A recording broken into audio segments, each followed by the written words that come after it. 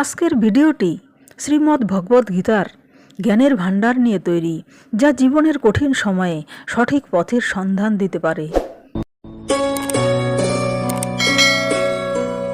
গীতা আমাদের জীবনের মূল সত্য প্রকাশ করে। ভগবান শ্রীকৃষ্ণ গীতায় মানুষকে শেখান আত্মা অমর, শরীর নশ্বর। এই জ্ঞান মানুষকে মৃত্যু, ভয়, দুঃখ ও ভ্রান্তি থেকে মুক্ত করে। অর্থাৎ আত্মার কখনো জন্ম হয় না, মৃত্যুও হয় না। গীতায় বলা হয়েছে কর্ম করো কিন্তু ফলের আকাঙ্ক্ষা করো না। এই শিক্ষায় মানুষকে নিঃস্বার্থভাবে নিজের কর্তব্য পালন করতে উদ্বুদ্ধ করে। গীতায় ধর্ম, ন্যায়, সদাচার, ভক্তি ও জ্ঞান সবকিছুর সুষম মিলন ঘটেছে। এটি মানুষকে সত্য, ন্যায় ও আত্মসংযমের পথ দেখায়। গীতা শেখায় কিভাবে মনকে নিয়ন্ত্রণ করে ধ্যানের মাধ্যমে ঈশ্বরের সান্নিধ্য লাভ করা যায়। গীতায় এও বলা হয়েছে সকল ধর্মের মূল উদ্দেশ্য ঈশ্বর প্রাপ্তি। এই কারণে গীতা কোনো ধর্মের নয়, বরং সমস্ত মানব জাতির জন্য এক সর্বজনীন জ্ঞানের ভাণ্ডার। শ্রীমদ্ ভগবদ্ গীতা শুধুমাত্র একটি ধর্মগ্রন্থ নয়, এটি মানব জীবনের দার্শনিক, নৈতিক ও আধ্যাত্মিক দিক নির্দেশক। এই কারণেই গীতাকে জীবনের সর্বোচ্চ জ্ঞানের ভাণ্ডার বলা হয়। গীতার জ্ঞান থেকে আমরা অসংখ্য শিক্ষা লাভ করি, যা আমাদের জীবনের প্রতিটি ক্ষেত্রে পথ দেখায়। আপনার কাজ বা কর্তব্য নিষ্ঠার সাথে করে যাওয়া, কিন্তু ফলের প্রতি আসক্ত না হওয়া। আপনার কাজের ফলাফলের ওপর আপনার কোনো অধিকার নেই। এটি উদ্বেগ কমিয়ে মানসিক শান্তি দেয়। আমরা যেন আমাদের প্রচেষ্টা এবং সৎকর্মের উপর মনোনিবেশ করি।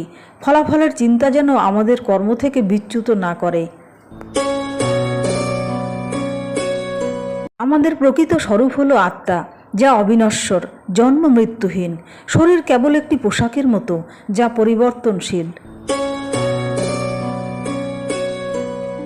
জীবনের ক্ষণস্থায়ী দুঃখ, কষ্ট বা ক্ষতিতে যেন আমরা বিচলিত না হই। আমাদের মনোযোগ যেন আত্মিক উন্নতির দিকে থাকে। মন হলো আমাদের বন্ধু বা শত্রু। এই মনকে বশে আনতে পারলে জীবনে শান্তি আসে, অন্যথায় বাসনা ও আবেগের বশে আমরা কষ্ট পাই। যোগ ও ধ্যানের মাধ্যমে মনকে শান্ত ও স্থির করতে শেখা উচিত, যাতে আমরা সঠিক সিদ্ধান্ত নিতে পারি। জীবন উত্থান পতন, জয় পরাজয় এবং সুখ দুঃখের মিশ্রণ।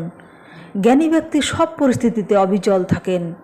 জীবনের ভালো মন্দ সব অবস্থাকে সমানভাবে গ্রহণ করা এবং অতিরিক্ত আনন্দ বা হতাশায় ডুবে না যাওয়া। সমস্ত কাজের ফল পরমেশ্বরকে অর্পণ করা এবং সম্পূর্ণরূপে তার প্রতি আত্মসমর্পণ করা হলো মোক্ষ লাভের সরলতম পথ।